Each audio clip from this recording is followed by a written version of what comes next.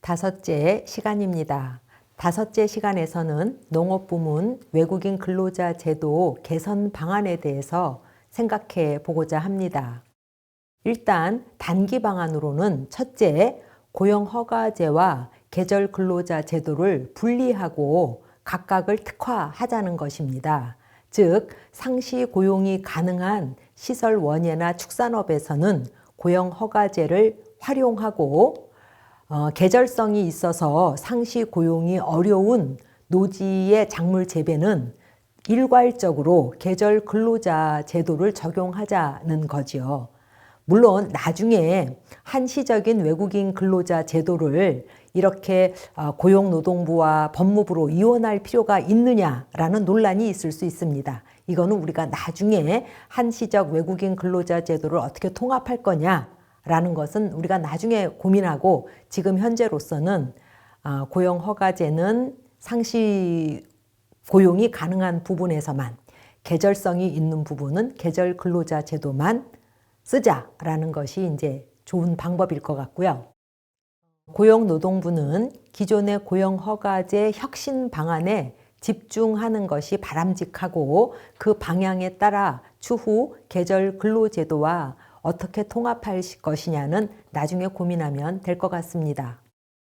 특히 고용허가제 시행 20주년을 맞이해서 제도 자체에 대한 혁신과 개혁에 치중하며 우리는 이때 일본의 이민정책과 관련된 시사점을 잊지 말아야 될 것 같아요. 그래서 자국의 이민정책의 내용이 크게 변하더라도 정책의 명칭이라든지 관련 기관 등의 일관성을 유지해서 한 나라의 이민정책의 그 특성이 이렇게 일관성이 있다라는 이미지를 주는 거는 굉장히 좋은 것 같아요. 그래서 우리도 고용허가제를 한국이 이렇게 썼다라는 거는 전 세계적으로 굉장히 좋은 점이기 때문에 고용허가제라는 이 명칭을 계속 유지했으면 합니다.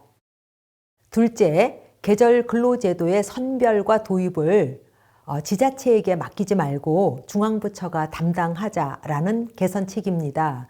지자체는 수요 파악이라든지 체류 지원 등을 담당하고, 근로자의 선별과 도입은 중앙부처 차원에서 국가별 MOU를 통해서 담당했으면 좋겠습니다.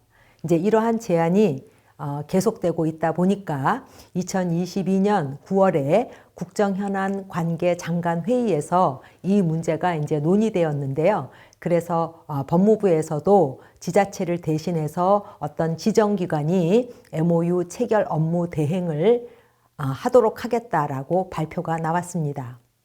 셋째, 2022년의 시범사업인 공공형 계절근로제도 사업을 잘 평가한 후에 이를 더욱 확대했으면 좋겠습니다. 이 역시 그 관계장관 회의에서 27년까지 순차적으로 17개소로 확대하겠다고 발표가 나왔습니다. 넷째, 공공형을 포함한 계절근로제도가 향후 안정적으로 운영될 수 있도록 관리 체계를 어떻게 보완할 것인가, 그 다음에 계절 근로자에 대해서 어떻게 체계적으로 지원할 것인가에 대한 어떤 방안들이 모색될 필요가 있습니다. 그 앞에서 말씀드렸던 장관 회의에서는 계절 근로자의 이탈 방지나 체계적인 인력 관리를 위해서 통합 인력 관리 플랫폼을 구축해서 활용하겠다. 또 성실 근로 유도 방안, 이런 것들이 얘기되고 있어요. 현재 공공형 계절 근로 사업을 몇 개의 지역에서 특정 농협이 담당하고 있지만, 이제 이러한 방식이 어느 정도나 지속될 것인가에 대해서 이제 평가할 필요가 있어요. 그래서 우리는 지금까지 장관 회의에서도 이들을 어떻게 관리할 것이냐에 대한 논의는 많은 반면에 이들 계절 근로자를 어떻게 지원할 것이냐라는 지원 대책에 대한 얘기는 굉장히 적거든요. 그래서 이들에 대한 최소임금 등 이들에 대한 지원에 대한 논의가 좀 더 필요합니다. 예를 들면 계절 근로자와 관련된 통역이라든지 지원을 담당하는 전담 인력의 문제라든지 그다음에 이제 손실이 발생됐을 때 그 손실을 기초 지자체에 의존할 것인지 아니면 어떤 대책이 있는지 그다음에 향후 민간 기관과 연계를 할 것인지 또는 민간 기관을 어떻게 활용할 수 있는 방안이 무엇인가에 대한 고민이 이제 필요하죠. 이러한 논의가 필요한 이유는 체계적인 관리도 중요하지만 외국인 근로자에 대한 지원이 매우 중요하기 때문이죠. 그래서 뉴질랜드 계절제를 살펴보면서 목회적 돌봄, 최소 보수, 소득공제 관련 내용들을 살펴보았죠.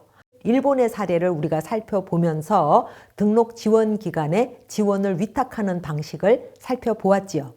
그래서 뉴질랜드와 일본에서 공통적으로 제공되는 필수적인 지원의 내용을 살펴보면 입국이라든지 귀국 시 공항이나 항구를 오가는 교통편 지원이라든지 적절한 숙소에 대한 지원이라든지 체류를 위한 생활 오리엔테이션 지원이었고요. 뉴질랜드에서 더 특별하게 지원되는 지원은 작업장을 오가는 교통편에 대한 거, 그다음에 작업장에서 제공되는 개인 보호 장비, 그다음에 그 밖에 레크리에이션 및 종교적 의식에 관한 거였죠. 그다음에 일본에서 제공되는 좀 특별한 지원들은 입국 전에 생활 가이드라인을 미리 제공한다는 거, 그다음에 일본어 습득에 대한 어떤 지원이 있다는 거, 각종 행정 수속에 대한 그 정보를 제공한다든지 지원을 한다든지 또는 일본인과의 교류 촉진을 위한 지원 같은 게 눈에 띕니다. 장기적인 개선 방안으로는 첫째, 농촌 등 인구 소멸 지역을 위한 장기적인 이민 정책을 모색할 필요가 있다는 거죠. 농촌 소멸을 막고 농촌 가치를 확산하기 위한 중장기적인 이민 정책이 필요한 시점입니다. 식량 안보는 물론 공동체 지향, 생태환경 복구 등 지속가능한 사회의 기반인 농촌이 소멸되면 안 되는 이유를 분명히 하고 나아가 생명 존중 등 농촌 가치를 확산할 필요가 있습니다. 이를 위해서 스마트팜이라든지 AI 정밀농업, 청년농 육성 이런 것도 다 중요해요. 하지만 우리는 장기적으로는 이민농도 어떻게 육성할 것인가에 대한 계획도 세워야 할 것 같습니다. 둘째, 그간 지나치게 우리의 외국인 근로자 제도는 단기적이고 한시적인 정책 위주였어요. 그런데 우리의 이러한 정책을 숙련이라든지 기능 등 객관적인 자격과 기준에 따라서 영주권과 귀화가 가능한 장기적인 그런 이민 트랙과 연계되는 단계적인 이민 정책을 모색할 필요가 있다는 거죠. 최근 법무부에서 농업 비자라든지 지역 특화 이민 비자를 앞으로 만들어 보겠다라는 발표는 매우 고무적이에요. 그런데 아직까지는 이 역시 한시적인 제도로 모색하고 있다는 것이 한계인 것 같아요.